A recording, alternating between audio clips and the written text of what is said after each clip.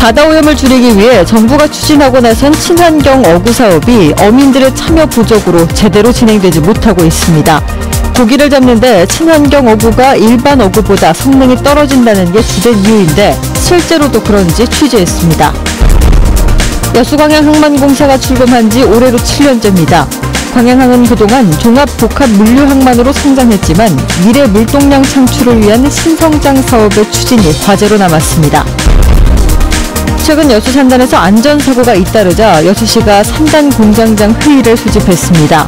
오는 23일 산단 34개사 공장장과 고용노동지청, 소방서 관계자 등이 참석한 가운데 사고 예방 대책 등을 논의할 계획입니다. 다음 달 지역에서 축제가 잇따라 열립니다. 8일에는 여수 밤바다 불꽃축제가, 14일에는 광양 전어축제가 관광객들을 불러 모읍니다. 네, 시청자 여러분 안녕하십니까? 여수 MBC 뉴스데스크입니다. 최근 플라스틱 사용을 줄이기 위한 움직임이 활발한데 육지만큼 심각한 건 바다입니다. 매년 전남 지역에서만 수천 톤이 수거되는데 쓰레기를 줄이기 위해 정부가 추진하던 친환경 어구 사용은 중지된 상태입니다. 왜 그런지 조희원 기자가 오늘과 내일 집중 보도합니다. 최근 5년 동안 전남 지역에서 수거된 해양 쓰레기는 전국에서 가장 많은 8만 8천여 톤. 폐어구와 오래된 부표 등 바다에서 발생한 쓰레기가 30%에 이르는데 해양수산부는 국내 어선들이 사용하는 어구의 3분의 1가량이 매년 유실되는 것으로 추정하고 있습니다. 이에 따라 폐어구에 걸려 물고기들이 죽는 이른바 유령어업으로 인한 피해도 점점 심각해지고 있습니다. 정부는 지난 2004년부터 폐어구로 인한 피해를 줄이기 위해 친환경 생분해성 어구를 개발하는 사업을 추진했습니다. 합성 섬유로 만들어진 일반 어구는 수백 년 동안 썩지 않기 때문에 저절로 녹는 친환경 어구를 보급해 환경오염 피해를 최소화하겠다는 겁니다. 하지만 10여 년이 지난 지금 사업은 지지부진해진 상태입니다. 가장 큰 이유 중 하나는 어민들이 친환경 어구의 성능이 떨어진다며 사용을 꺼린 탓입니다. 하지만 자치단체의 생각은 좀 다릅니다. 그때 당시에 보급을 하니까 시범적으로 써보신 분들이 계셨을 거 아닙니까? 그때보다는 많은 품질이 개선돼 갖고 왔는데 과거에 우리 안 좋은 기억이 계속 남아있는 거예요. 국립수산과학원 역시 성능이 떨어진다는 건 어민들의 오해라고 주장합니다. 실제로 최근 수가원이 실시한 시험 결과를 보면 일반 어구와 친환경 어구의 어획 성능에는 차이가 없는 것으로 나타났습니다. 물성이 다르기 때문에 사용하시는데 조금의 불편함이나 이런 게 있으시다면 어획 성능이 떨어진다거나 좀 불편하다고 느끼시는 것 같습니다. 하지만 연구 결과에도 불구하고 친환경 어구에 대한 어민들의 부정적인 인식은 여전해 전남 지역의 친환경 어구 보급률은 수년째 한 자릿수에 머무르고 있습니다. MBC 뉴스 조희원입니다. 제19호 태풍 쏠릭이 점차 북상하고 있습니다. 기상청에 따르면 태풍 쏠릭은 당초 예상보다 서쪽으로 더 꺾여 내일 밤 목포 인근 해상에 상륙해 중부지방을 통과할 것으로 예상됩니다. 전남 동부 지역은 태풍이 관통하지는 않지만 태풍의 오른쪽에 위치해 강한 바람과 함께 내일부터 모레까지 최대 60mm의 비가 내릴 것으로 보입니다. 이에 따라 내일 오전에는 남해 서부 동쪽 먼바다에, 오후에는 전남 전역과 전남 해상에 태풍특보가 내려질 전망입니다. 네, 태풍 쏠릭이 북상하면서 지자체가 비상근무에 들어갔고 어선들도 항구로 대피하고 있습니다.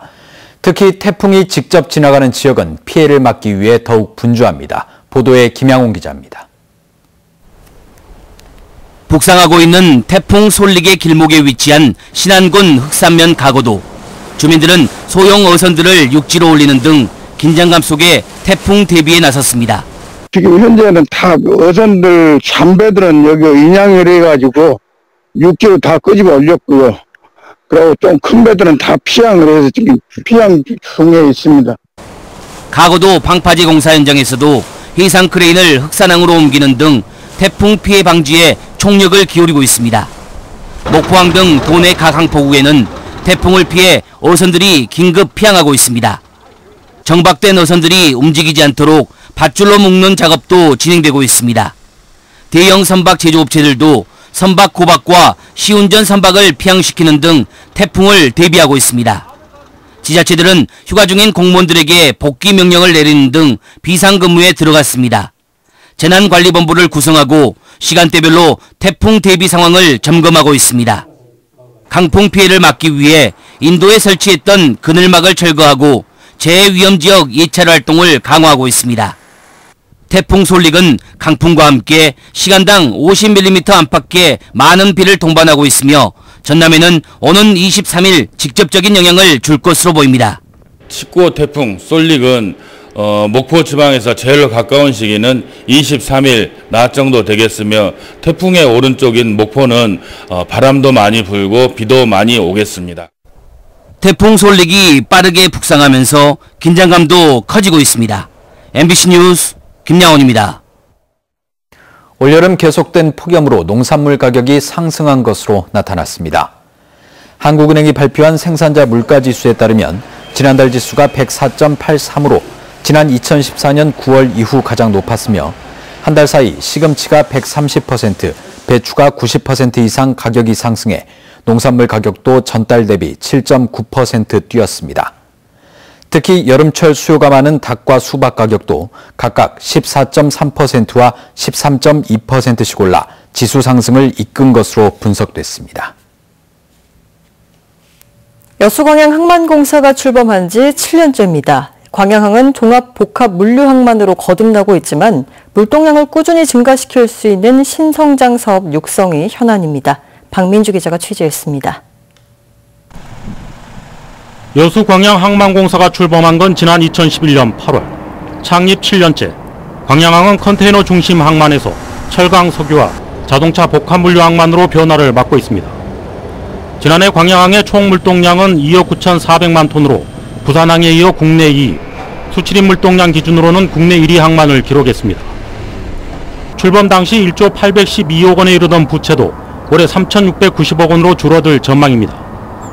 종합항만인 만큼 어느 한쪽에 편중되지 않고 저희가 이제 포트폴리오를 잘해서 종합항만으로 이제 광양항을 활성화시키는 그런 데 중점을 두는 그런 항만으로 발전할 계획으로 있습니다. 하지만 물동량 증가와 부채 감소라는 성과에도 불구하고 컨테이너 물동량은 여전한 과제입니다. 컨테이너 물동량을 기준으로 보면 광양항은 부산 인천항에 이어 국내 3위 항만에 머물고 있습니다. 때문에 미래 신성장 사업의 추진과 창출이 새로운 과제로 떠오르고 있습니다. 동부가 환적 중심 기지로서의 역할과 차질 없는 광양항 해양 클러스터 개발이 요구되고 있습니다. 컨테이너도 약간 이제 정체 상황이 있으니까 컨테이너도 저희가 활성화시키는데 중점을 둬야 될 거고요. 그리고 이제 지금 석유화학 쪽에는 이제 저희가 항로 쪽에서 약간 최선체화가 발생되고 있는데 그 최선체화 그쪽도 완화를 좀 시켜야 될 거고요. 문재인 정부 공약 가운데 하나였던 광양항 활성화와 관련해서도 가시적인 방안이 나오지 않고 있다는 점도 고민입니다. 광양항을 세계 복합물류항만, 국내 최대 해양산업 클러스터, 글로벌 자동차 환적 중심 기지로 육성하겠다는 목표가 청사진에 머물지 않는 추진력이 앞으로 관건입니다. MBC 뉴스 박민주입니다. 최근 여수 산단에서 안전사고가 잇따르자 여수시가 산단 공장장 회의를 소집하기로 했습니다.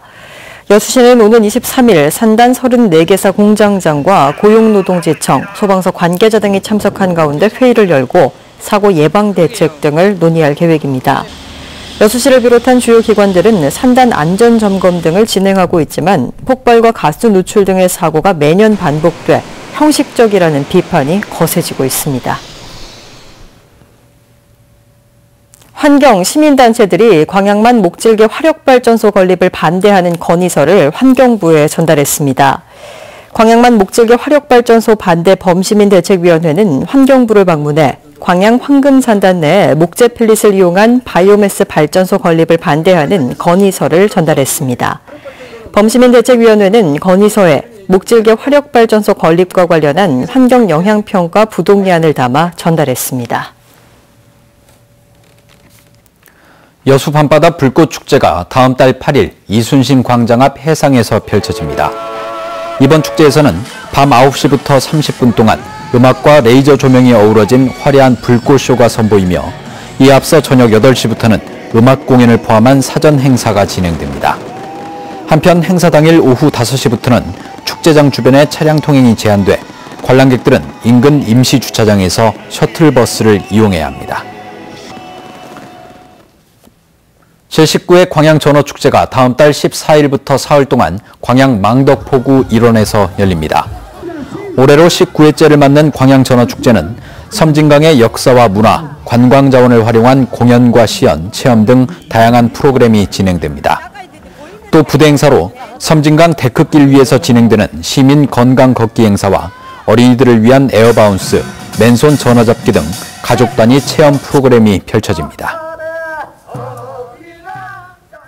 전국 대표 축제 70여 개에 대한 만족도 조사 결과 도내 5개 축제가 상위권에 들었습니다. 세종대학교 관광산업연구소와 컨슈머인사이트가 공동 조사한 결과에 따르면 전남 지역 5개 축제가 10위 안에 들었으며 특히 순천만 갈대축제와 담양 대나무축제 등 두 곳은 1000점 만점에 700점 이상을 받아 방문객들의 만족도가 높은 것으로 조사됐습니다. 이번 조사는 지난 1년 동안 매주 500명의 방문객들을 대상으로 만족도와 추천 의향 등을 합산해 이뤄졌습니다. 급여나 수당을 부당하게 지급한 기관들이 도교육청 감사에서 적발됐습니다. 전남도교육청은 최근 실시한 감사를 통해 도내 일부 교육지원청과 학교에서 출장비와 시간의 수당 등을 규정에 맞지 않게 지급한 것을 확인하고 회수 조치와 함께 관계자들을 주의 처분했습니다. 도교육청은 또 잘못된 업무 처리로 기간제 교사들에게 급여를 덜 지급한 사례도 있었다며 감사에서 적발된 문제를 시정하기 위해 관리 감독을 강화하겠다고 밝혔습니다. 민중당이 각 지역별 당직자 선출을 위한 권리당원 투표에 들어갔습니다. 민중당은 상임대표와 중앙위원, 도당위원장 등 주요 당직자를 선출하기 위해 제1차 전국 동시 당직 선거를 진행하고 있다며 오는 25일 개표를 통해 선출 작업을 마무리할 계획입니다. 한편 전남도당 위원장에 출마한 이성수 후보는 기자회견에서 당원들의 지혜와 힘을 통해 대한정당으로 자리 잡겠다며 지지를 호소했습니다. 광양시는 오는 29일부터 다음 달 10일까지 주민들을 대상으로 사회 통계 조사를 실시합니다. 전라남도와 공동으로 추진되는 이번 조사는 관내 1000여 가구를 대상으로 조사원이 직접 가정을 방문해 가족, 소득, 소비, 보건, 의료 등 13개 부문 60개 항목에 걸쳐 실시됩니다. 조사 결과 오는 12월 말 공표될 예정이며 지역 개발과 복지 정책 등 각종 시책 입안과 연구 기초 자료로 활용됩니다.